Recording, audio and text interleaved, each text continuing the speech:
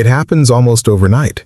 You're the person who is always there, the one who checks in, the one who listens for hours, and then, without a fight or a dramatic exit, you simply vanish. Your phone goes on silent, you stop replying to messages that you would have answered instantly a week ago, you disconnect from the group chat, and you stop showing up to the plans you made. To everyone looking in, it seems like a sudden shift, even a cold one. But for you, the person on the inside, it feels like the only logical choice left to make. Have you ever wondered why, when you feel the most overwhelmed, your instinct isn't to ask for help, but to build a wall?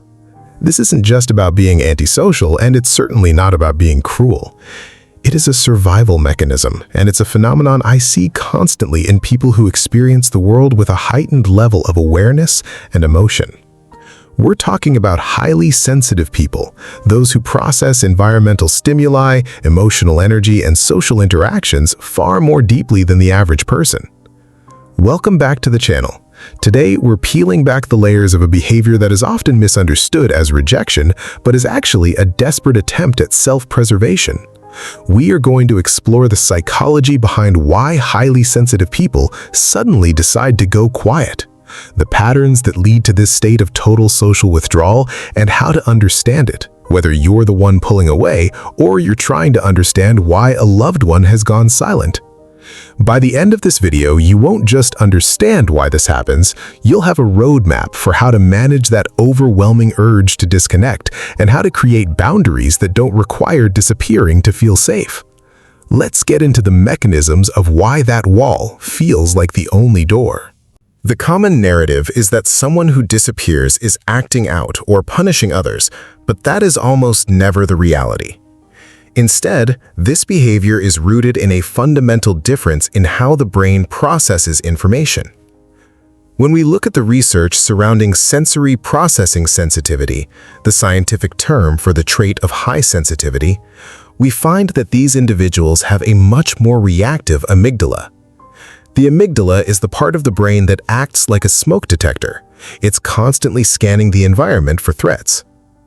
For a highly sensitive person, this smoke detector isn't just turned on, it's dialed up to high sensitivity. Social interaction, even positive interaction, carries a significant cognitive load. Imagine trying to listen to a podcast, a conversation, and the hum of an air conditioner all at the same time at max volume.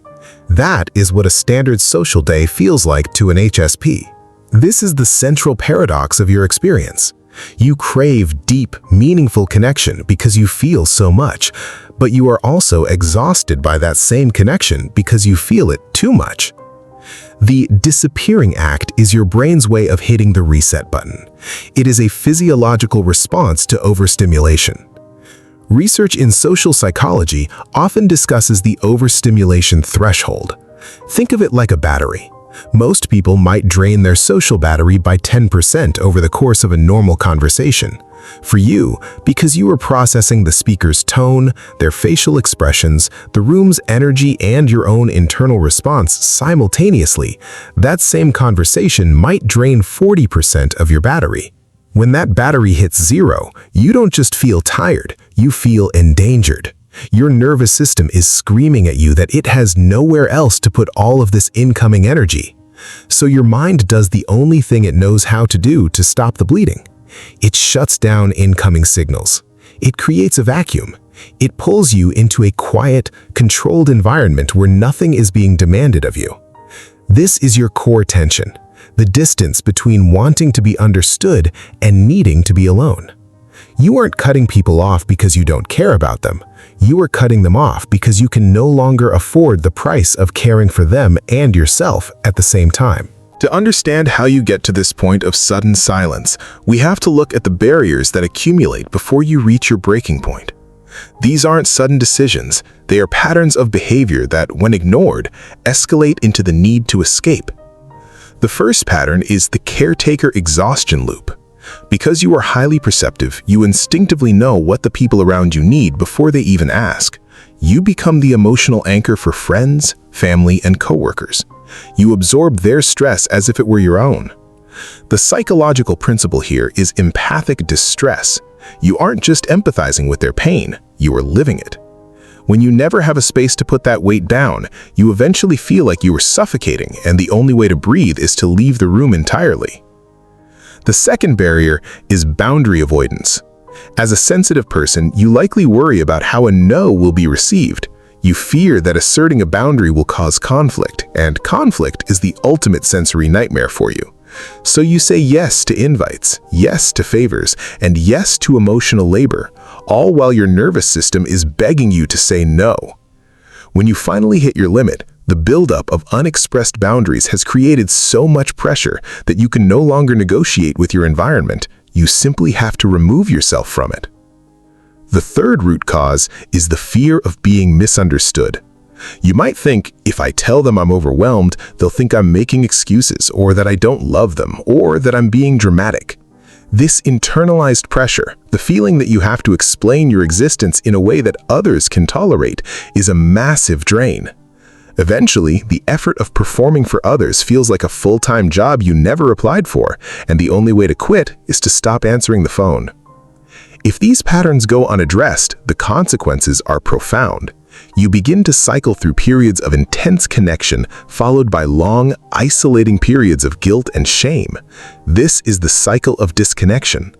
You pull away to heal, but you feel so guilty about leaving that you can't actually rest during your time alone.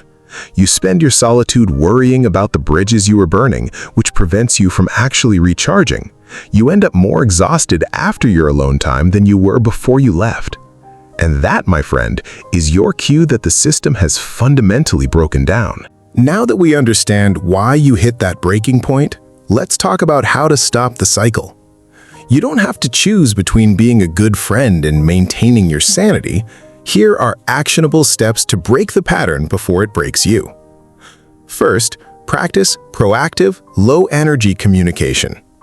You're waiting until you are completely drained to communicate, which makes your communication either non-existent or impulsive.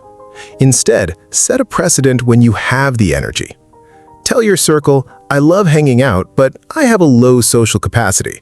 If I go quiet for a few days, it's just me recharging, not me being upset with you. This removes the mystery and the guilt. It turns your boundaries into a known fact rather than a sudden event. Second, employ micro-boundaries. Don't wait for a major life event to practice boundaries. Start small. If someone asks for a phone call, say, I can't do a call right now, but I can send a text.